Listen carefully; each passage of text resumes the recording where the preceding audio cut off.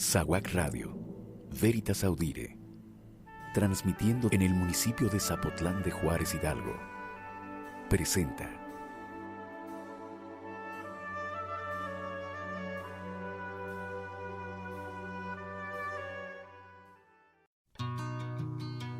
Techos de cartón. Pueblo que canta. Qué triste se oye la lluvia en los techos de cartón. Qué triste. Buen día. Bienvenidos a su programa Techos de cartón. Los saluda Aide. Hoy continuaremos con la parte 2 de la Misa Popular Salvadoreña, misa que fue inspirada en Monseñor Óscar Arnulfo Romero. El testimonio de Monseñor Romero ha tenido múltiples implicaciones para todos los sectores de la sociedad. El sector del arte y la cultura aún no queda atrás, dando pie a la producción de innumerables obras de arte. Monseñor tiene gran impacto en sectores campesinos. Estos son los que desde los años 60 han venido protagonizando los mayores episodios de lucha por la tierra y por mejores condiciones de trabajo en las fincas y haciendas. Son también los campesinos los que más han sido reprimidos por la Guardia Nacional. La idea de este programa es mostrar cómo Monseñor Romero se ha constituido en una fuente de inspiración, fuente que con los años, lejos de agotarse, se renueva y crece. El Señor ten piedad de la Misa Popular Salvadoreña nace ante la masacre del Despertar. Esta masacre se dio en la Casa de Retiros El Despertar, el sábado 20 de enero de 1979. Fueron masacrados un sacerdote y 4 jóvenes catequistas. Octavio Ortiz Luna, sacerdote de 33 años. Jorge Gómez Juárez, de 22 años. Roberto Orellana Sánchez, 16 años. Ángel Morales Gómez, 22 años. Y David Caballero Cornejo, de 16 años. Antes de platicarles este terrible evento, los invito a escuchar El Señor ten piedad, interpretado por el grupo Yolocamba.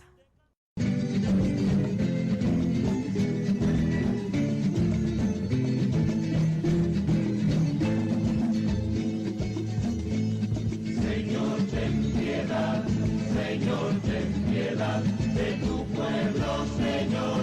Señor, ten piedad. Señor, ten piedad. Señor, ten piedad de tu pueblo, Señor. Señor, ten piedad. La sangre de Abel escucha el Señor, el llanto del pueblo despierta en Moisés, el grito que nace de nuestras entrañas, con 1000 artimañas lo quieren callar.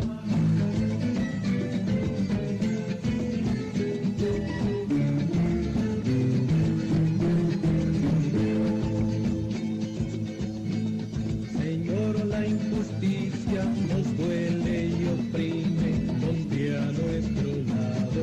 Somos los humildes, las botas y tanques aplastan con saña, atienda su cara por todo, Señor. Señor, ten piedad.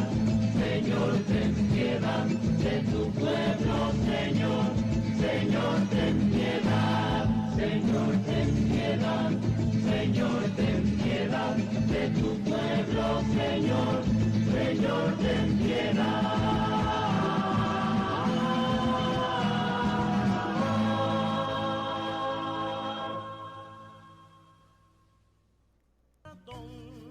El padre Octavio Ortiz apenas tenía 35 años, cuando la extinta Guardia Nacional le pasó un tanque sobre la cabeza, dejándolo irreconocible.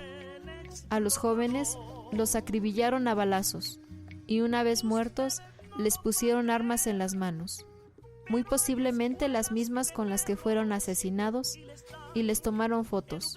Los hicieron ver como subversivos. Falsearon, mataron a gente inocente hicieron lujo de barbarie. El padre Ortiz trabajaba con jóvenes, creía en ellos. En medio de la violencia de aquel entonces, enseñaba que el compromiso cristiano, la reflexión, la trascendencia de la búsqueda del bien común era el camino. En aquel entonces, ese discurso era subversivo, como hoy se va volviendo subversivo quien propone caminos de paz y no de violencia. Ha estado de moda en estos días hablar de la paz, dar largos y vacíos discursos por ella. La sangre de la gente como el padre Ortiz y estos catequistas ha abonado el terreno para ella, pero la impunidad, la falta de justicia y castigo ejemplarizante a quienes comandaron los grupos que cometieron estas barbaries también ha sembrado semillas de cizaña que hoy brotan por todas las partes y que llaman a guerra al menor asomo de signos de búsqueda de la reconciliación a través de pequeños signos de justicia y respeto a las víctimas. Lo doloroso es que pese a nuestra historia, el discurso oficial de nuestra sociedad se va volviendo el de ofrecer más violencia ante la violencia, que permitimos y a veces hasta alabamos a quienes piden guerra, a quienes claman sangre. Y lo que falta es justamente lo contrario. Queremos soluciones inmediatas y contundentes, sin pensar en el costo de las soluciones rápidas del pasado. Queremos dar libertinaje al uso de la fuerza y ejercer lo menos posible el uso de la razón. Acostumbrados a la indefensión y al engaño, estamos dispuestos a sacrificar la libertad en pos de una supuesta seguridad que no existirá mientras siga estando en primer lugar intereses mezquinos antes que la vida y los derechos de las personas.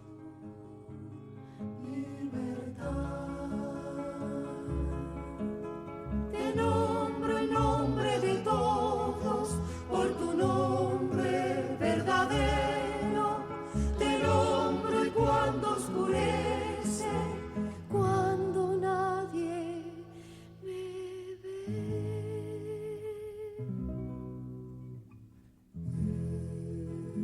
Escribo tu nombre en las paredes de mi ciudad.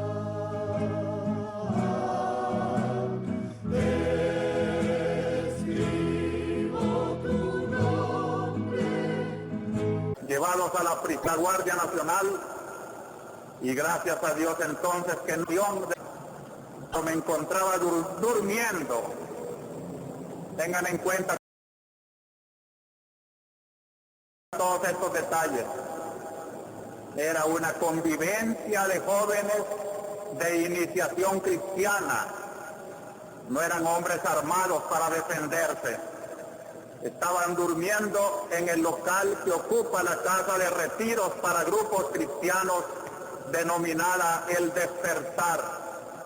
El que no conozca esta casa, lo invito a conocerla para que vea que no tiene el aspecto de un cuartel, ni tiene las intenciones de fomentar allí guerrilleros, sino que desde hace muchos años viene sirviendo para promover grupos de cristianos con criterios de evangelio, que naturalmente son criterios muy peligrosos en nuestro tiempo.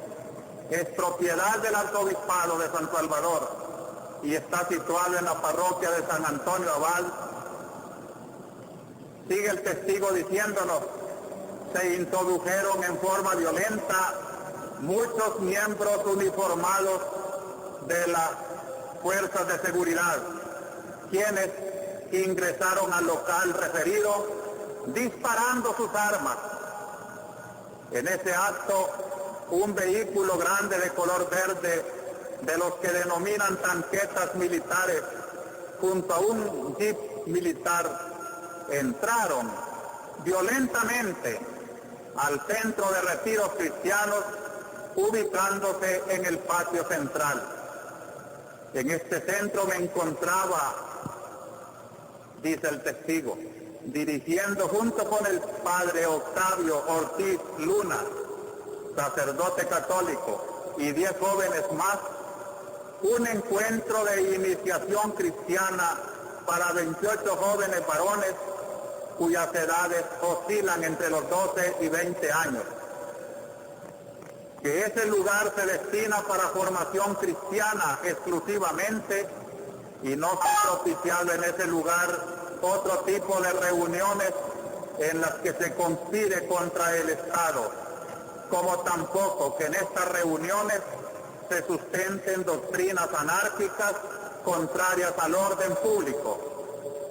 Que en ese cursillo denominado Encuentro de Iniciación Cristiana para Jóvenes, y el cual había sido iniciado el día viernes 19 a las 17 horas, se utilizaron libros de cancioneros católicos, instrumentos que allí se encontraban de tipo musical como guitarras, no existiendo en poder de ninguno de los participantes en dicho encuentro cristiano armas de ninguna clase.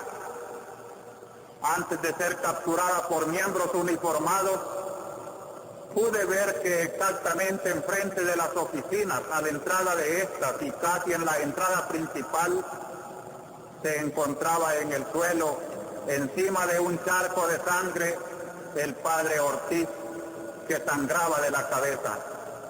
Los agentes me capturaron y me trasladaron en un radio patrulla hacia el cuartel central de la Guardia Nacional, en donde nos interrogaron y donde manifesté todo lo dicho hasta este momento en el presente documento. Entre los interrogatorios había también cuestiones acerca del obispo, si era verdad que llegaba a sembrar la subversión en aquellos centros.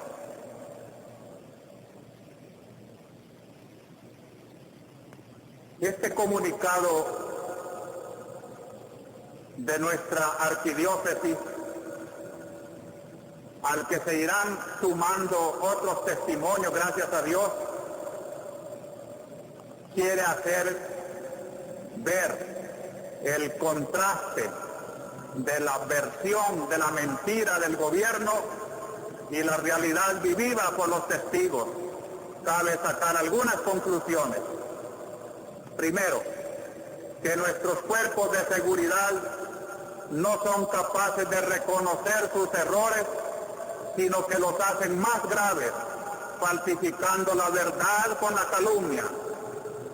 Y así van echando a perder cada día más la credibilidad de nuestro gobierno, y así van echando a perder nuestros medios de comunicación social, obligándonos a acudir a los organismos internacionales y a las publicaciones de otros países, porque ya no creemos en la justicia y en la verdad de nuestro propio ambiente.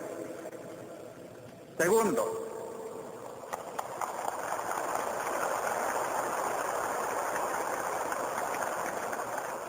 que por tanto es urgente una purificación del sistema corrupto de la seguridad de nuestro país. El sentido de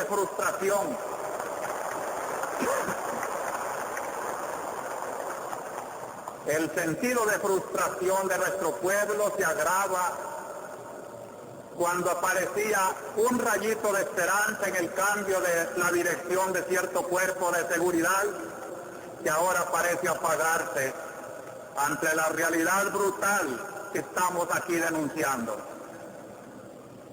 Tercero, que se comprueba una vez más la maldad y el peligro de la ley de garantía y orden público al legalizar las posibles sospechas como justificaciones de actividades violatorias de la libertad y de la vida de los salvadoreños. Cuarto, que ya basta, y lo decimos no con pesimismo, sino con un gran optimismo en las fuerzas de nuestro noble pueblo. El ambiente se ha saturado de brutalidad y es necesario un retorno a la reflexión que nos haga sentirnos seres racionales capaces de buscar las raíces de nuestros males y realizar sin miedo los cambios audaces y urgentes que necesita nuestra sociedad. Finalmente,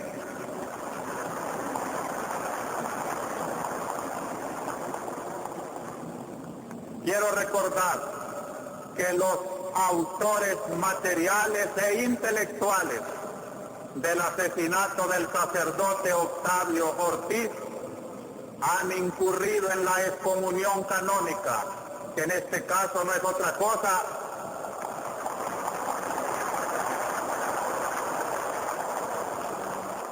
la excomunión de la Iglesia, bendito sea Dios, de la que muchos se ríen. Tal vez les hace pensar cuando esta Iglesia identificada con el pueblo hace sentir su excomunión como un repudio del mismo pueblo.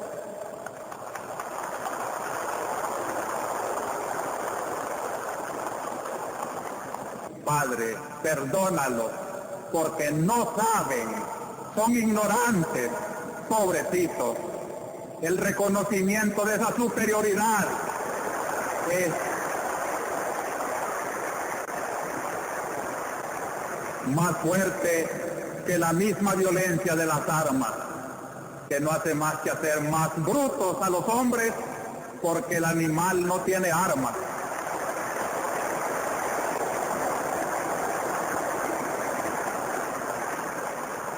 Ténganlo en cuenta, violentos del secuestro.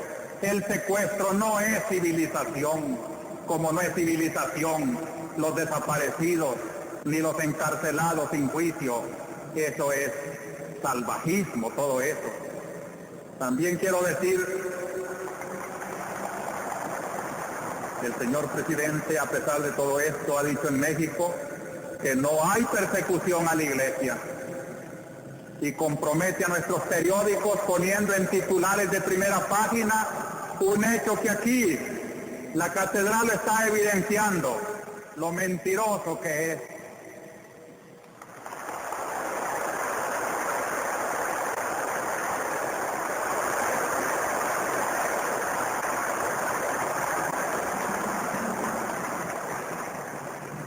El señor presidente acusó en México crisis en la Iglesia a causa de clérigos tercermundistas. Denunció la predicación del arzobispo como una predicación política y que no tiene la espiritualidad que otros sacerdotes sí siguen predicando. No es que me estoy aprovechando de mi predicación para promover mi candidatura del premio Nobel. Que tan vanidosos me creen. Que no hay.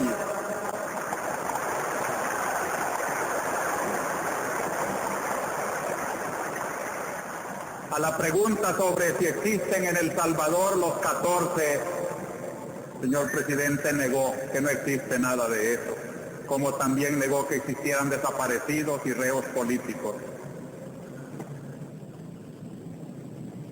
Anoche mismo, un periodista de México me llamaba por teléfono y me decía qué pensaba yo de las declaraciones. Le digo, no las conozco todavía, y él me las leyó por teléfono. Le digo, pues la mejor respuesta es que usted publique en su diario lo que estamos viviendo en este momento aquí. Un sacerdote asesinado por la Guardia Nacional y 4 jovencitos más murieron con él, y se interesó mucho por la noticia.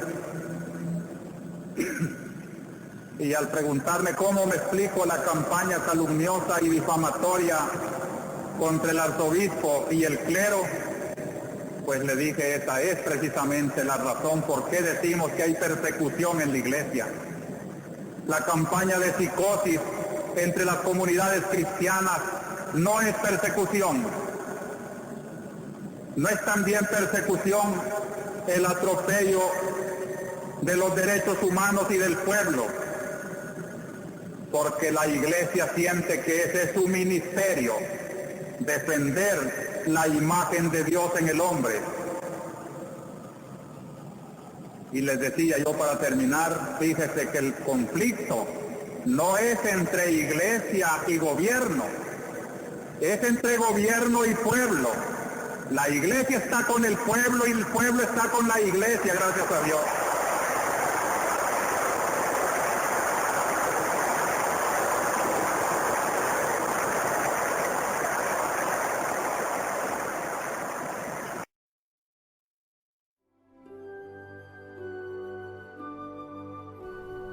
Estás escuchando SAWAC Radio, Veritas Audire, transmitiendo en el municipio de Zapotlán de Juárez, Hidalgo.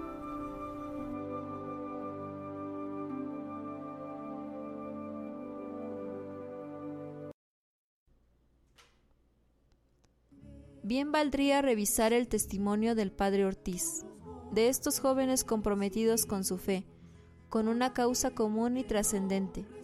En el asesinato de estos jóvenes encontramos luces del peligro del ejercicio abusivo del poder, pero encontramos también una idea de que a veces hemos olvidado y que debemos retomar y promover entre los jóvenes, especialmente con nuestro ejemplo. Comprometernos con la causa del bien, de promover el bien, la paz, la justicia, la hermandad, el amor, aún en tiempos de turbulencia, de división y de muerte. La reflexión y la celebración de la vida, aun cuando estamos rodeados por la barbarie, es generar ese entorno necesario para cambiar este mundo. Ahora platiquemos sobre el canto de gloria, llamado Vibran los cantos explosivos de alegría. El objetivo político de la misa tenía que ver con difundir los motivos e ideas de la guerra popular prolongada que se llevaba en el seno de un pueblo y un campesinado que no podía leerlos, por ser en su mayoría analfabeto. Este es el principal sentido de tantas obras musicales combativas. Estas canciones nacieron en su mayoría cuando Monseñor aún vivía, recogiendo su palabra de manera directa y el testimonio vivo de las comunidades de base. Este carácter profético está en la misa popular salvadoreña, quizás porque desde un principio estuvo muy ligada al ejemplo y las enseñanzas de Monseñor Óscar Arnulfo Romero. La misa se terminó unos días antes de su asesinato.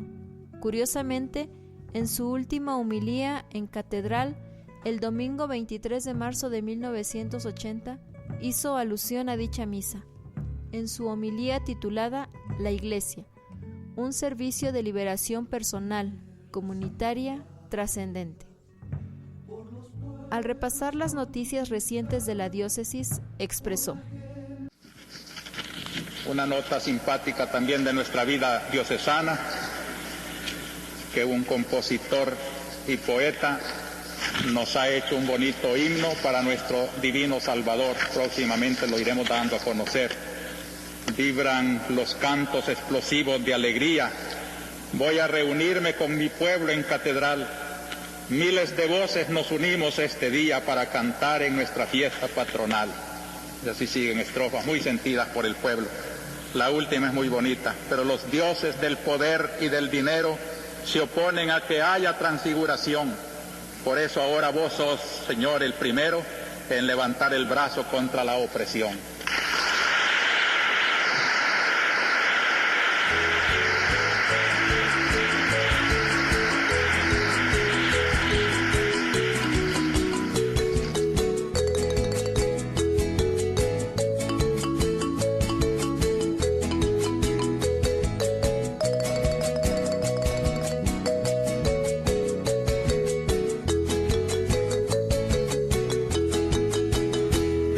Los cantos explosivos de alegría, voy a reunirme con mi pueblo en catedral.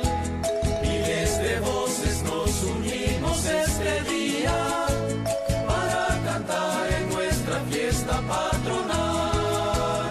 Gloria al Señor, gloria al Señor, gloria al patrón de nuestra tierra, El Salvador.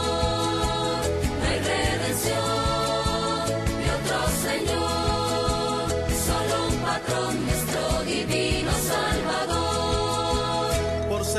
justo y defensor del oprimido, porque nos amas y nos quieres de verdad. Venimos hoy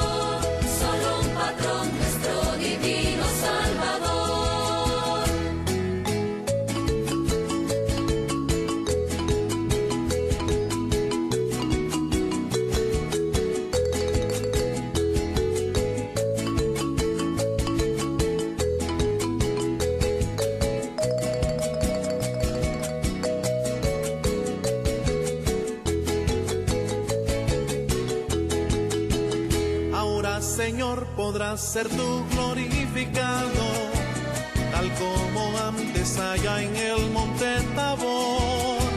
Cuando tú veas a este pueblo transformado y haya vida y libertad en el Salvador. Gloria al Señor, gloria al Señor, gloria al patrón de nuestra tierra, El Salvador. No hay redención de otro Señor, solo un patrón, nuestro divino Salvador. Pero los dioses del poder y del dinero se oponen a que haya transfiguración. Por eso ahora vos, Señor, sos el primero en levantar tu brazo contra la opresión. Gloria al Señor, gloria al Señor, gloria al patrón de nuestra tierra, El Salvador. No hay redención de otro Señor, solo un patrón, nuestro divino Salvador. Al día siguiente, 24 de marzo de 1980, mientras predicaba en la misa de aniversario de la señora Sara de Pinto, unas balas acabaron con su vida. Eran las 5 de la tarde en la capilla del Hospital de la Divina Providencia. La misa, compuesta por Guillermo Cuellar, interpretada por el grupo Yolocamba, entre otros, se estrenó en el funeral del obispo mártir. En dicha misa, las letras están igualmente inspiradas por la situación de represión, injusticia y violencia que oprimía al pueblo salvadoreño. Sin embargo, es más profundamente religiosa y aparentemente menos radical desde el punto de vista político que la misa campesina nicaragüense. Se atribuye esta característica al hecho de que la vida religiosa salvadoreña, a pesar de la crueldad vivida por su pueblo, estuvo siempre dominada por el infinito amor de Monseñor Romero, amor que incluía a los propios torturadores y asesinos del pueblo. El grupo Yolocamba y el creador de la misa popular salvadoreña tuvieron que exiliarse a México después de la muerte de Monseñor Romero, hecho que facilitó la rápida difusión de su misa entre las comunidades de base mexicanas, que recibieron con frecuencia la visita de dicho grupo musical salvadoreño. La música de la teología de la liberación, en sus aspectos formales y litúrgicos, ha trascendido en otras misas que le han ido componiendo hasta nuestros días. Quizás se trate ahora de un fenómeno algo distinto, habiendo cesado los regímenes abiertamente represores y las dictaduras militares. Las condiciones de injusticia social persisten, sin embargo, en América Latina, en donde han surgido nuevos movimientos, algunos de ellos netamente indígenas, como los zapatistas en Chiapas, otros ligados a la explotación y marginación campesina, o a las condiciones infrahumanas de las grandes concentraciones urbanas. Ya no es la desigualdad provocada por el desarrollismo, sino por el neoliberalismo. La Iglesia americana sigue su lucha y sigue cantando. La misa fue y sigue siendo un instrumento pedagógico y concientizador, y sigue siendo hoy una pieza maestra de la espiritualidad liberadora del pueblo salvadoreño. Es por ello un texto privilegiado para estudiar, para analizar, para acercarse a esta espiritualidad liberadora. Los cristianos de otras áreas harán bien acercándose reverentemente a este texto, que por otra parte lleva en sí mismo y en la historia que ha acompañado la sangre de muchos mártires por el reino. Espero que haya sido de su agrado. Nos vemos en la siguiente emisión de su programa Techos de Cartón. Hasta la próxima. Que debemos mejorar el mundo en que vamos a habitar. Vamos, nuestra vida empieza aquí y nos aguarda el porvenir. En un mundo ciego en que nos tocó vivir, buscaremos una vida sin temor. Ven, que debemos mejorar el mundo en que vamos a habitar.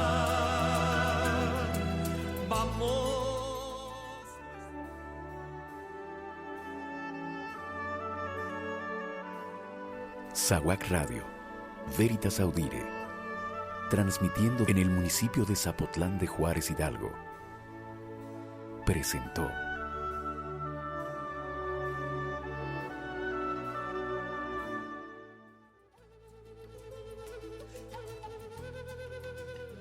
Recuerda que si tienes cualquier duda, puedes mandarnos tus comentarios a nuestro correo electrónico sawacradio@gmail.com. Síguenos a través de Facebook, nos encuentras como SAWAC Radio, en Twitter @SAWAC Radio, y si aún no cuentas con tu aplicación de SAWAC Radio, entra a tu tienda, descarga y empieza a disfrutar nuestros contenidos.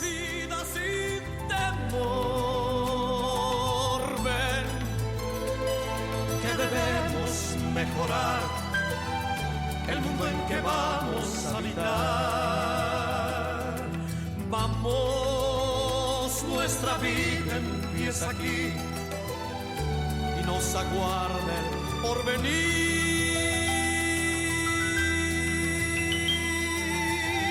Qué feliz soy mientras sonríes y me abrazas con amor.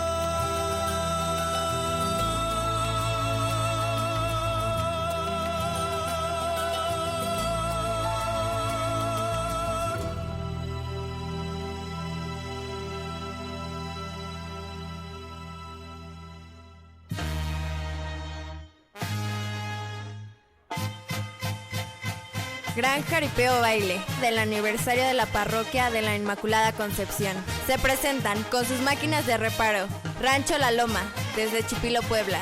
Para hacerle frente se llegan dos fuertes palomillas: palomilla del Choqui de Cocotitlán y palomilla del Chofer de los Reyes. Domingo 29 de mayo, Lienzo Charro, San Francisco de Asís, Acayuca, Hidalgo. 2 de la tarde, encuentro en la iglesia para iniciar procesión al Lienzo Charro. 3 de la tarde, misa en el Lienzo Charro. 4 de la tarde, jaripeo y baile. Donativo, 25 pesos para cubrir gastos del evento. Venta de boletos al terminar las misas y en taquilla. Permitido entrar con alimentos. Invita Parroquia de la Inmaculada Concepción. Párroco Juan Valles. Asiste y diviértete. Te esperamos.